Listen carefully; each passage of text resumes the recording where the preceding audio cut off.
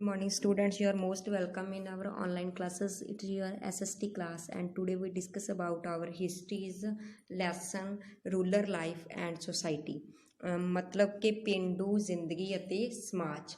So students ਆਪਾਂ ਇਸ lesson ਦੇ ਵਿੱਚ ਜਿਸ ਤਰ੍ਹਾਂ ਤੁਸੀਂ ਪਿਛਲੇ ਲੈਸਨਸ ਦੇ ਵਿੱਚ ਲਾਸਟ ਜੋ ਵੀ ਤੁਹਾਡੇ ਲੈਸਨ ਸੀਗੇ ਉਹਨਾਂ ਦੇ ਵਿੱਚ ਕੀਤਾ ਕਿਸ ਤਰ੍ਹਾਂ ਜਿਹੜੀ ਹੈਗੀ ਬ੍ਰਿਟਿਸ਼ ਗੌਰਮੈਂਟ ਆ ਉਹ ਇੱਕ ਜਿਹੜੇ ਬ੍ਰਿਟਿਸ਼ ਸੀਗੇ ਵਪਾਰ ਕਰਨ ਆਏ ਸੀਗੇ ਬਟ ਫਿਰ ਵੀ ਉਹਨਾਂ ਨੇ ਜਿਹੜਾ ਹੈਗਾ ਇੰਡੀਆ ਦੇ ਵਿੱਚ ਆਪਣੇ ਜਿਹੜਾ ਸਾਮਰਾਜ ਉਸ ਨੂੰ ਸਥਾਪਿਤ ਕਰ ਲਿਆ। ਉਸ ਦੇ ਨਾਲ ਨਾਲ ਉਹਨਾਂ ਨੇ ਕਾਫੀ ਤਰ੍ਹਾਂ ਦੀ ਜਿਹੜੀਆਂ ਹੋਰ ਜਿਹੜੀਆਂ ਸੋਸ਼ਲੀ ਆਪਾਂ ਕਹਿ ਸਕਦੇ ਚੇਂਜਸ ਸੀਗੇ ਉਹਨਾਂ ਨੂੰ ਲੈ ਕੇ ਆਂਦਾ, ਜਿਸ ਤਰ੍ਹਾਂ ਉਹਨਾਂ ਨੇ ਪੁਲਿਸ ਸਿਸਟਮ ਨੂੰ ਲੈ ਕੇ ਆਂਦਾ, ਸਿਵਲ ਸਰਵਿਸਿਜ਼ ਵਗੈਰਾ ਜੋ ਵੀ ਮਿਲਟਰੀ ਵਗੈਰਾ ਸਭ ਕੁਛ ਅੰਡਰ ਦਾ ਬ੍ਰਿਟਿਸ਼ ਸੀਗੀ। ਤਾਂ ਉਸ ਦੇ ਨਾਲ ਜੇਕਰ ਇਹ ਸਾਰੀਆਂ ਪਾਵਰਾਂ ਉਹਨਾਂ ਦੇ ਅੰਡਰ ਆ ਗਈਆਂ ਸੀ ਤਾਂ ਫਿਰ ਜਿਹੜੀ ਇੱਕ ਘਰੇਲੂ ਜ਼ਿੰਦਗੀ ਹੈ, ਪੇਂਡੂ ਜ਼ਿੰਦਗੀ ਕਿਸ ਤਰ੍ਹਾਂ ਉਹਨਾਂ ਤੋਂ ਬਚ ਸਕਦੀ ਸੀਗੀ।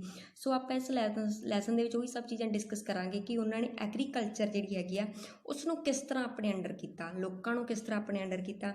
ਜਿਸ ਤਰ੍ਹਾਂ ਉਹਨਾਂ ਨੇ ਕੀ ਕੀਤਾ ਕਿ 1765 ਦੇ ਵਿੱਚ ਜਿਹੜੀ ਕਾਫੀ ਵੱਡੇ ਪੱਧਰ 'ਤੇ ਜਿਹੜੀ ਹੈਗੀ ਆ ਖੇਤੀਬਾੜੀ ਨਾਲ ਰਿਲੇਟਡ ਇਜਾਰੇਦਾਰੀ ਜਿਹੜੀ ਸੀਗੀ ਸਿਸਟਮ ਉਹ ਅਪਣਾ ਲਿਆ ਸੀਗਾ, ਜਿਸ ਦੇ ਅਨੁਸਾਰ ਜਿਹੜਾ ਹੈਗਾ ਸਭ ਤੋਂ ਪਹਿਲਾਂ ਕੀ ਕੀਤਾ ਗਿਆ ਸੀਗਾ ਕਿ ਜਿਹੜਾ ਹੈਗਾ ਵਾਰਨ ਹੇਸਟਿੰਗਸ ਆ ਉਹਨਾਂ ਦੁਆਰਾ ਜਿਹੜਾ 1765 ਦੇ ਵਿੱਚ ਕਾਫੀ ਵੱਡੇ ਪੱਧਰ ਤੇ ਜਿਹੜਾ ਇਜਾਰੇਦਾਰੀ ਜਾਂ ਬਾਈਂਡਿੰਗ ਸਿਸਟਮ ਹੈ ਜਿਹੜਾ ਉਹ ਅਪਣਾਇਆ ਗਿਆ ਸੀ, ਜਿਸ ਦੇ ਵਿੱਚ ਇੱਕ ਬਿਡਿੰਗ ਸਿਸਟਮ ਜਿਹਨੂੰ ਆਪਾਂ ਕਹਿ ਸਕਦੇ ਹਾਂ ਕਿ ਇੱਕ ਤਰ੍ਹਾਂ ਦੀ ਵਚਨਬੱਧਤਾ ਹੁੰਦੀ ਸੀਗੀ ਕਿ ਤੁਸੀਂ ਇੰਨਾ 5 ਈਅਰਸ ਵਾਸਤੇ ਸਾਨੂੰ ਜਿਹੜਾ ਹੈਗਾ ਲਗਾਨ ਜਿਹੜਾ ਕਲੈਕਟ ਕਰਕੇ ਇਸ ਤਰ੍ਹਾਂ ਦੇਣਾ। ਬਟ 1777 ਦੇ ਵਿੱਚ ਜਿਹੜਾ ਹੈਗਾ ਇਹ ਜਿਹੜਾ ਸਿਸਟਮ ਸੀਗਾ ਬਦਲ ਕੇ 1 ਈਅਰ ਦਾ ਹੋ ਗਿਆ ਸੀਗਾ।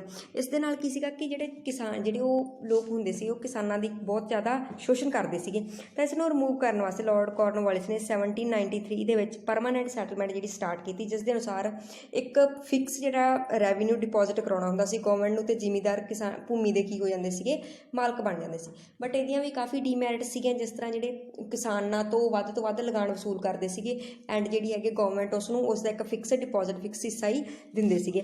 ਤਾਂ ਇਸ ਨੂੰ ਦੂਰ ਕਰਨ ਵਾਸਤੇ ਲਾਰਡ ਮੁਨਰੋ ਨੇ 1820 ਦੇ ਵਿੱਚ ਇੱਕ ਰਾਇਤਵਾੜੀ ਨਾਮ ਦਾ ਸਿਸਟਮ ਸਟਾਰਟ ਕੀਤਾ। ਜਿਹੜਾ ਰਾਇਤਵਾੜੀ ਨਾਮ ਦਾ ਸਿਸਟਮ ਸੀਗਾ ਉਸ ਦੇ ਅਨੁਸਾਰ ਕੀ ਸੀਗਾ ਕਿ ਜਿਹੜੀ ਹੈਗੀ ਆ ਗੌਰਮੈਂਟ ਡਾਇਰੈਕਟ ਕਿਸਾਨਾਂ ਤੋਂ ਲੈਂਦੀ ਸੀਗੀ ਅਤੇ ਹਰੇਕ 20 ਜਾਂ 30 ਆਫਟਰ 20 ਔਰ 30 ਈਅਰਸ ਬਾਅਦ ਜਿਹੜਾ ਹੈਗਾ ਲਗਾਨ ਜਿਹੜਾ ਸੀਗਾ ਰੈਵਨਿਊ ਉਹਦੇ ਵਿੱਚ ਵਾਧਾ ਕਰ ਦਿੱਤਾ ਜਾਂਦਾ ਸੀ। ਬਟ ਇਹ ਸਿਸਟਮ ਵੀ ਕਾਫੀ ਕਾਮਯਾਬ ਨਾ ਹੋ ਸਕਿਆ ਕਿਉਂਕਿ ਇਸ ਦੇ ਵਿੱਚ ਵੀ ਕੀ ਸੀਗਾ ਕਿ ਜਿਹੜੇ ਕਿਸਾਨ ਸੀਗੇ ਉਹਨਾਂ ਨੂੰ ਕਾਫੀ ਜ਼ਿਆਦਾ ਤੰਗ ਪਰੇਸ਼ਾਨ ਕੀਤਾ ਜਾਂਦਾ ਸੀਗਾ। ਆਫਟਰ ਦੈਟ ਇਹਨਾਂ ਦੋਨਾਂ ਦੀ ਜਿਹੜੀਆਂ ਡੀਮੈਰਿਟ ਸੀ ਉਹਨਾਂ ਨੂੰ ਰਿਮੂਵ ਕਰਨ ਵਾਸਤੇ ਮਹਿਲਵਾੜੀ ਸਿਸਟਮ ਅਪਣਾਇਆ ਗਿਆ, ਜਿਸ ਦੇ ਵਿੱਚ ਕੀ ਸੀਗਾ ਕਿ ਕਿਸਾਨਾਂ ਨੂੰ ਜਿਹੜਾ ਹੈਗਾ ਕਿਸਾਨਾਂ ਦਾ ਜਿਹੜਾ ਲਗਾਨ ਹੈ ਉਹ ਇੱਕ ਸੁਸਾਇਟੀ ਪਿੰਡ ਦੇ ਵਿੱਚ ਇੱਕ ਕਮਿਊਨਿਟੀ ਬਣਾਈ ਗਈ ਸੀ, ਉਹ ਕਮਿਊਨਿਟੀ ਦੁਆਰਾ ਜਿਹੜਾ ਲਗਾਨ ਆ ਉਹ ਸਾਰਾ ਇਕੱਠਾ ਦਿੱਤਾ ਜਾਂਦਾ ਸੀ। ਬਟ ਇਸ ਦੇ ਵਿੱਚ ਵੀ ਇੱਕ ਇਸ ਦੀ ਡੀਮੈਰਿਟ ਇਹ ਸੀਗੀ ਕਿ ਇਸ ਦੇ ਵਿੱਚ ਲਗਾਨ ਬਹੁਤ ਜ਼ਿਆਦਾ ਸੀਗਾ। ਸੋ ਆਪਾਂ ਇਸ ਚੈਪਟਰ ਦੇ ਵਿੱਚ ਇਹਨਾਂ ਸਾਰੀਆਂ ਚੀਜ਼ਾਂ ਬਾਰੇ ਪੜ੍ਹਾਂਗੇ। ਇਹ ਸਾਰੀਆਂ ਚੀਜ਼ਾਂ ਬਾਰੇ ਆਪਾਂ ਨੂੰ ਦੱਸਿਆ ਗਿਆ ਕਿ ਉਸ ਸਮੇਂ ਦੇ ਕਿਸਾਨਾਂ ਨੂੰ ਕਿਸ ਤਰ੍ਹਾਂ ਜਿਹੜੀਆਂ ਹੈਗੀਆਂ ਨੇ ਲਗਾਨ ਵਗੈਰਾ ਦੇਣਾ ਪੈਂਦਾ ਸੀ, ਕਿਸ ਤਰ੍ਹਾਂ ਜਿਹੜੀ ਜ਼ਿੰਦਗੀ ਉਹਨਾਂ ਦੀ ਨਿਰਵਾਹ ਹੁੰਦੀ ਸੀਗੀ। ਤਾਂ ਇਸ ਤਰ੍ਹਾਂ ਇਹਨਾਂ ਸਾਰੀਆਂ ਚੀਜ਼ਾਂ ਬਾਰੇ ਇਸ ਵਿੱਚ ਡਿਸਕਸ ਕੀਤਾ ਗਿਆ। So let's move toward our questions. Our first question is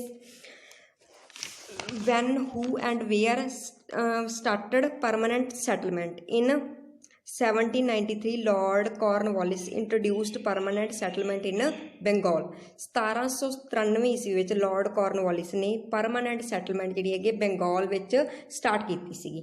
when and where introduced Ryotwari system ਜਿਹੜਾ ਹੈ ਤੁਹਾਨੂੰ ਜਿਸ ਤਰ੍ਹਾਂ ਪਹਿਲਾਂ ਵੀ ਦੱਸਿਆ ਹੈ ਕਿ 1820 ਦੇ ਵਿੱਚ ਲਾਰਡ ਮੁਨਰੋ ਨੇ ਮਦਰਾਸ ਵਿੱਚ ਸਟਾਰਟ ਕੀਤਾ ਸੀਗਾ। ਸੋ ਸਟੂਡੈਂਟ ਜਿਸ ਤਰ੍ਹਾਂ ਤੁਸੀਂ ਪਹਿਲਾਂ ਦੋਨਾਂ ਇਹਨਾਂ ਸਿਸਟਮ ਬਾਰੇ ਥੋੜ੍ਹੀ ਤੁਹਾਨੂੰ ਦੱਸਿਆ ਜਾ ਚੁੱਕਿਆ ਕਿ ਪਰਮਾਨੈਂਟ ਸੈਟਲਮੈਂਟ ਕੀ ਸੀਗਾ ਐਂਡ ਰਾਇਤਵਾੜੀ ਸਿਸਟਮ ਕੀ ਸੀਗਾ। ਜਿਹੜਾ ਪਰਮਾਨੈਂਟ ਸੈਟਲਮੈਂਟ ਆ 1793 ਦੇ ਵਿੱਚ ਲਾਰਡ ਕਾਰਨਵਾਲਿਸ ਦੁਆਰਾ ਇੰਟਰੋਡਿਊਸ ਕੀਤਾ ਗਿਆ ਸੀਗਾ ਐਂਡ ਜਿਹੜਾ ਰਾਇਤਵਾੜੀ ਸਿਸਟਮ ਹੈ 1820 ਦੇ ਵਿੱਚ ਲਾਰਡ ਮੁਨਰੋ ਦੁਆਰਾ ਸਟਾਰਟ ਕੀਤਾ ਗਿਆ ਸੀਗਾ। ਜਿਹੜਾ ਪਰਮਾਨੈਂਟ ਸੈਟਲਮੈਂਟ ਹੈਗਾ ਇਹ ਬੰਗਾਲ ਦੇ ਵਿੱਚ ਸਟਾਰਟ ਹੋਇਆ ਸੀਗਾ ਐਂਡ ਜੋ ਰਾਇਤਵਾੜੀ ਸਿਸਟਮ ਹੈ ਇਹ ਮਦਰਾਸ ਦੇ ਵਿੱਚ ਸਟਾਰਟ ਹੋਇਆ ਸੀ। ਸੋ ਆਪਣਾ ਅੱਗੇ ਨੈਕਸਟ ਕੁਐਸਚਨ ਹੈ ਕਿ ਇਨ ਵਿਚ 3 areas Mahalwari system implemented. Mahalwari ਜਿਹੜਾ ਸਿਸਟਮ ਹੈ ਇਹ ਕਿਹੜੇ ਮੇਨ ਜਿਹੜੇ ਏਰੀਆ ਸੀ ਤੁਹਾਨੂੰ ਦੱਸਿਆ ਸੀਗਾ। ਇੱਕ ਥਰਡ ਜਿਹੜਾ ਹੈਗਾ ਸਿਸਟਮ ਅਪਣਾਇਆ ਗਿਆ ਸੀ ਜਿਸ ਦੇ ਵਿੱਚ ਇਹਨਾਂ ਦੋਨਾਂ ਪਰਮਾਨੈਂਟ ਐਂਡ ਜਿਹੜਾ ਰਾਇਤਵਾੜੀ ਉਹਨਾਂ ਦੇ ਡੀਮੈਰਿਟਸ ਨੂੰ ਦੂਰ ਕੀਤਾ ਗਿਆ ਸੀਗਾ, ਉਹ ਮਹਿਲਵਾੜੀ ਸਿਸਟਮ ਸੀਗਾ। ਉਹ ਕਿੱਥੇ ਅਪਣਾਇਆ ਗਿਆ ਸੀ, ਕਿਹੜੇ 3 ਏਰੀਆ ਸੀਗੇ? Uttar Pradesh, Punjab and Madhya Pradesh. Uttar Pradesh, Punjab and Madhya Pradesh. Next question, how the commercialisation of agriculture start. ਜਿਹੜੀ ਐਗਰੀਕਲਚਰ ਜਿਹੜਾ ਉਹਦਾ ਕਮਰਸ਼ੀਅਲਾਈਜੇਸ਼ਨ ਕਿਵੇਂ ਸਟਾਰਟ, ਕਮਰਸ਼ੀਅਲਾਈਜੇਸ਼ਨ ਮਤਲਬ ਉਹਨਾਂ ਦਾ ਵਪਾਰ ਕਿਵੇਂ ਸ਼ੁਰੂ ਹੋਇਆ?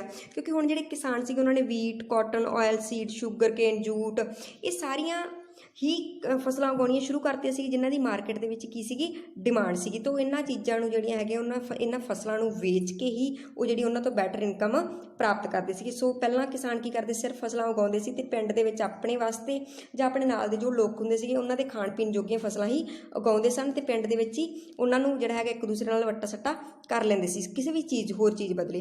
ਬਟ ਹੁਣ ਕੀ ਅੰਗਰੇਜ਼ਾਂ ਦੇ ਆਉਣ ਨਾਲ ਕੀ ਹੋਇਆ ਕਿ ਜਿਹੜੀ ਹੈਗੀ ਐਗਰੀਕਲਚਰ ਉਹਨਾਂ ਦੀ ਕਮਰਸ਼ੀਅਲਾਈਜੇਸ਼ਨ ਸ਼ੁਰੂ ਹੋ ਗਈ, ਤਾਂ ਉਹਨਾਂ ਨੇ ਵੱਧ ਤੋਂ ਵੱਧ ਫਸਲਾਂ ਉਗਾਉਣੀਆਂ ਸ਼ੁਰੂ ਕਰ ਦਿੱਤੀਆਂ ਅਤੇ ਉਹਨਾਂ ਫਸਲਾਂ ਜਿਹੜੀਆਂ ਐਕਸਟਰਾ ਫਸਲਾਂ ਹੁੰਦੀਆਂ ਸੀ ਉਹਨਾਂ ਨੂੰ ਮੰਡੀਆਂ ਦੇ ਵਿੱਚ ਲਿਜਾ ਕੇ ਵੇਚਣਾ ਸ਼ੁਰੂ ਕਰ ਦਿੱਤਾ। ਵੇਚਣ ਨਾਲ ਉਹਨਾਂ ਨੂੰ ਕੀ ਹੈਗਾ ਵੱਧ ਤੋਂ ਵੱਧ ਜਿਹੜਾ ਉਹਨਾਂ ਦੀ ਇਨਕਮ ਦੇ ਵਿੱਚ ਵਾਧਾ ਹੋਣਾ ਸਟਾਰਟ ਹੋ ਗਿਆ। ਆਪਣਾ ਅੱਗੇ ਨੈਕਸਟ ਕੁਐਸਚਨ ਹੈਗਾ, ਵਿਚ ਵਰ ਦਾ ਕਮਰਸ਼ੀਅਲ ਕ੍ਰੋਪਸ, ਜਿਹੜੀਆਂ ਕਮਰਸ਼ੀਅਲ ਜਾਣੀ ਕਿ ਆਪਾਂ ਜਿਹਨਾਂ ਨੂੰ ਵਣਜੀਕਰਨ ਜਾਂ ਵਪਾਰਕ ਫਸਲਾਂ ਕਹਿ ਸਕਦੇ ਹੋ, ਕਿਹੜੀਆਂ ਕਿਹੜੀਆਂ ਹੁੰਦੀਆਂ ਸੀ? Wheat, cotton, oil seeds, sugar Kane and jute. ਜਿਨ੍ਹਾਂ ਫਸਲਾਂ ਨੂੰ ਵੇਚ ਕੇ ਪੈਸਾ ਮਿਲਦਾ ਸੀ ਉਹ ਫਸਲਾਂ ਸੀਗੀਆਂ wheat, cotton, oil seeds, sugar Kane and jute. ਅੱਗੇ ਨੈਕਸਟ ਕੁਐਸਚਨ ਹੈ, mention two benefits of commercialisation of agriculture. ਜਿਹੜੀ ਐਗਰੀਕਲਚਰ ਹੈ ਉਸ ਦੇ ਵਣਜੀਕਰਨ ਜਾਂ ਉਸ ਦਾ ਵਪਾਰੀਕਰਨ ਹੋਣ ਨਾਲ ਕੀ ਬੈਨੀਫਿਟਸ ਹੋਏ? ਸਭ ਤੋਂ ਪਹਿਲਾ ਬੈਨੀਫਿਟ ਤਾਂ ਇਹ ਹੋਇਆ ਕਿ ਕਿਸਾਨ ਜਿਹੜੇ ਸੀਗੇ ਨਵੀਂ ਕਿਸਮ ਦੀਆਂ ਜਿਹੜੀਆਂ ਫਸਲਾਂ ਉਹਨਾਂ ਨੂੰ ਉਗਾਉਣਾ ਸਟਾਰਟ ਕਰਦਾ ਅਤੇ ਉਹਨਾਂ ਦੇ ਵਿੱਚ ਜਿਹੜੀ ਪ੍ਰੋਡਕਸ਼ਨ ਉਹਦੇ ਵਿੱਚ ਕਾਫੀ ਇਨਕਰੀਜ਼ ਹੋਈ। ਤਾਂ ਉਸ ਤੋਂ ਬਾਅਦ ਨੈਕਸਟ ਉਹਨਾਂ ਨੇ ਕੀ ਹੋਇਆ ਸੀਗਾ ਕਿ ਇਹਦੇ ਨਾਲ ਕਾਫੀ ਸਾਰੇ ਜਿਹੜੇ ਹੈਗੇ ਆਪਾਂ ਟਰਾਂਸਪੋਰਟੇਸ਼ਨ ਦੇ ਜਿਹੜੇ ਸਾਧਨ ਸੀਗੇ ਉਹ ਕੀ ਹੋ ਗਏ, ਡਿਵੈਲਪ ਹੋ ਗਏ। ਕਾਫੀ ਜਿਹੜੇ ਹੈਗੇ ਜਿਹੜੀ ਆਵਾਜਾਈ ਦੇ ਸਾਧਨ, ਕਿਉਂਕਿ ਜਦੋਂ ਫਸਲਾਂ ਉਗਾਈਆਂ ਫਸਲਾਂ ਨੂੰ ਮੰਡੀਆਂ 'ਚ ਲਿਜਾਣ ਵਾਸਤੇ ਕਿਸੇ ਨਾ ਕਿਸੇ ਟਰਾਂਸਪੋਰਟੇਸ਼ਨ ਦੀ ਤਾਂ ਜ਼ਰੂਰਤ ਸੀਗੀ। ਤਾਂ ਇਸ ਤਰ੍ਹਾਂ ਆਪਾਂ ਕਹਿ ਸਕਦੇ ਹੈਗੇ ਟਰਾਂਸਪੋਰਟੇਸ਼ਨ ਦੇ ਜਿਹੜੇ ਸਾਧਨ ਆ ਉਹਨਾਂ ਦੇ ਵਿੱਚ ਵੀ ਜਿਹੜੀ ਡਿਵੈਲਪਮੈਂਟ ਹੋਈ ਆ ਅਤੇ ਉਹਦੇ ਨਾਲ ਕਾਫੀ ਤਰ੍ਹਾਂ ਦੇ ਜਿਹੜੀਆਂ ਨਵੀਆਂ ਫਸਲਾਂ ਜਿਹੜੀਆਂ ਸੀਗੀਆਂ ਉਹਨਾਂ ਨੂੰ ਕਿਸਾਨਾਂ ਨੇ ਉਗਾਉਣਾ ਸਟਾਰਟ ਕੀਤਾ।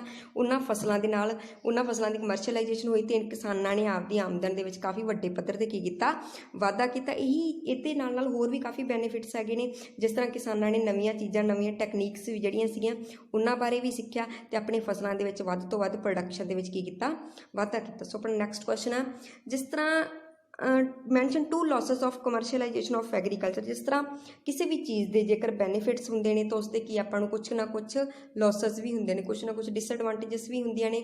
ਤਾਂ ਇਸ ਤਰ੍ਹਾਂ ਕਿ ਜਿਹੜੀ ਕਮਰਸ਼ੀਅਲਾਈਜੇਸ਼ਨ ਆ ਉਸ ਸਮੇਂ ਕੀ ਡਿਸਐਡਵਾਂਟੇਜ ਸੀਗੀਆਂ? ਸਭ ਤੋਂ ਪਹਿਲੀ ਡਿਸਐਡਵਾਂਟੇਜਸ ਇਹ ਸੀਗੀ ਕਿ Indian farmers use to do agriculture with Asian method. ਜਿਨ੍ਹਾਂ ਨੂੰ ਆਪਾਂ ਕਹਿ ਸਕਦੇ ਪੁਰਾਤਨ ਜਿਹੜੇ ਕਿਸਾਨ ਸੀਗੇ, ਇੰਡੀਆ ਦੇ ਕਿਸਾਨ ਸੀਗੇ, ਉਹ ਆਪਣੀ ਖੇਤੀਬਾੜੀ ਜਿਹੜੀ ਸੀਗੀ ਪੁਰਾਤਨ ਤਰੀਕਿਆਂ ਨਾਲ ਕਰਦੇ ਸੀਗੇ ਅਤੇ ਇਸ ਕਰਕੇ ਜਿਹੜੇ ਸੀਗੇ ਉਹ ਆਪਣਾ ਜ਼ਿਆਦਾ ਤੋਂ ਜ਼ਿਆਦਾ ਲਾਭ ਨਹੀਂ ਸੀ ਲੈ ਪਾਉਂਦੇ, ਕਿਉਂਕਿ ਜਿਹੜੇ ਇੰਗਲਿਸ਼ ਜਾਂ ਯੂਰਪਨ ਲੋਕ ਸੀਗੇ ਉਹ ਆਪਣੀ ਜਿਹੜੀ ਖੇਤੀ ਕਰਦੇ ਸੀ ਉਹ ਅਮਰੀਕਨ ਟੈਕਨੀਕ ਜਿਹੜੀਆਂ ਉਹਨਾਂ ਦੀ ਮਸ਼ੀਨਾਂ ਸੀ ਉਹਨਾਂ ਜ਼ਰੀਏ ਕਰਦੇ ਸੀਗੇ। ਕਿਸਾਨ ਵਿਚਾਰੇ ਜਿਹੜੇ ਇੰਡੀਅਨ ਕਿਸਾਨ ਸੀ ਉਹ ਪੁਰਾਣੇ ਮੈਥਡ ਥਾਣਾ ਜਿਹੜੀ ਹੈਗੀ ਖੇਤੀਬਾੜੀ ਕਰਦੇ ਸੀ, ਜਿਸ ਕਰਕੇ ਉਹ ਆਪਣੀ ਫਸਲ ਤੋਂ ਵੱਧ ਲਾਭ ਨਹੀਂ ਸੀ ਲੈ ਪਾਉਂਦੇ। ਮਿਹਨਤ ਜ਼ਿਆਦਾ ਕਰਦੇ ਸੀ ਬਟ ਉਹਨਾਂ ਨੂੰ ਇਨਕਮ ਘੱਟ ਹੁੰਦੀ ਸੀ। ਨੈਕਸਟ ਕੀ ਸੀਗਾ ਕਿ ਜਿੰਨੇ ਵੀ ਕਿਸਾਨ ਸੀਗੇ ਸਾਰਿਆਂ ਨੂੰ ਆਪਣੀ ਫਸਲ ਜਿਹੜੀ ਸ਼ਹਿਰ ਦੇ ਵਿੱਚ ਜਾ ਕੇ ਇੱਕ ਥਰਡ ਮੈਨ, ਜਿਹਨੂੰ ਆਪਾਂ ਮਿਡਲ ਮੈਨ ਕਹਿ ਸਕਦੇ ਹਾਂ, ਉਸ ਦੇ ਜ਼ਰੀਏ ਜਿਹੜੀ ਹੈਗੀ ਉਹ ਵੇਚਣੀ ਪੈਂਦੀ ਸੀ, ਕਿਉਂਕਿ ਕਿਸਾਨ ਖੁਦ ਮੰਡੀਆਂ ਦੇ ਵਿੱਚ ਜਾ ਕੇ ਆਪਣਾ ਜਿਹੜਾ ਹੈਗਾ ਗੱਲਬਾਤ ਨਹੀਂ ਸੀ ਕਰਦੇ। ਜਿਹੜਾ ਮਿਡਲ ਮੈਨ ਹੁੰਦਾ ਸੀ, ਜਿਹੜਾ ਪਰਸਨ ਹੁੰਦਾ ਸੀ, ਉਸ ਦੇ ਜ਼ਰੀਏ ਜਦੋਂ ਉਹ ਵੇਚਦੇ ਸੀਗੇ ਆਪਣੀਆਂ ਚੀਜ਼ਾਂ ਤਾਂ ਉਸ ਦੇ ਵਿੱਚੋਂ ਕੁਛ ਜਿਹੜਾ ਹਿੱਸਾ ਕਿਸਾਨਾਂ ਨੂੰ, ਉਸ ਇਨਸਾਨ ਨੂੰ ਵੀ ਦੇਣਾ ਪੈਂਦਾ ਸੀ, ਜਿਸ ਕਰਕੇ ਉਹਨਾਂ ਨੂੰ ਕਾਫੀ ਵੱਡੇ ਪੱਧਰ 'ਤੇ ਉਸ ਦੇ ਨਾਲ ਵੀ ਲੋਸ ਹੁੰਦਾ ਸੀਗਾ। ਸੋ ਸਟੂਡੈਂਟਸ, ਤੁਹਾਨੂੰ ਜਿਸ ਤਰ੍ਹਾਂ ਪਹਿਲਾਂ ਵੀ ਕਿਹਾ, ਤੁਸੀਂ ਸਾਰਿਆਂ ਨੇ ਆਪਣੇ ਜਿਹੜੇ ਹੈਗੇ question answer short question answer ਨਾਲ ਦੀ ਨਾਲ ਯਾਦ ਕਰਦੇ ਰਹਿਣੇ ਆ। ਕੋਈ ਵੀ ਦਿੱਕਤ ਹੈ ਤਾਂ ਆਪਣੀ ਕਾਪੀ ਉੱਪਰ ਨੋਟ ਕਰ ਲੈਣੀ, ਠੀਕ ਹੈ। Thank you, have a good time.